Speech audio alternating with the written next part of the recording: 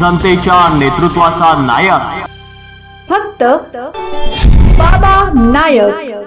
नरडाणासह परिसरात आज दुपारी 3 वाजेच्या सुमारास अचानक आलेल्या अवकाळी पावसाने शेतकऱ्यांच्या पिकांचे मोठे नुकसान झाले। जवळजवळ 30 मिनिटे चाललेल्या या जोरदार वादळासहित पावसात गहू, मकई, ज्वारी, बाजरी, हरभरा, कांदा आदी पिकांचे मोठे नुकसान झाले। सोसाट्याच्या वाऱ्यासह आलेल्या पावसाने उभे पीक शेतातच झोपून गेले।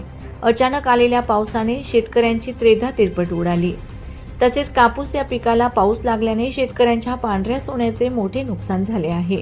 शासनाने या अवकाळी पावसाच्या नुकसानीचे तात्काळ पंचनामे करून शेतकऱ्यांना नुकसान भरपाई देण्याची मागणी शेतकरी संघटनेचे विटाईचे निळकंठ पवार, धांदरण्याचे सुभाष संकलेचा, मेलाण्याचे गंपू नाना बोरसे, शिराळे येथील सतीलाल पाटील आदींनी केली आहे।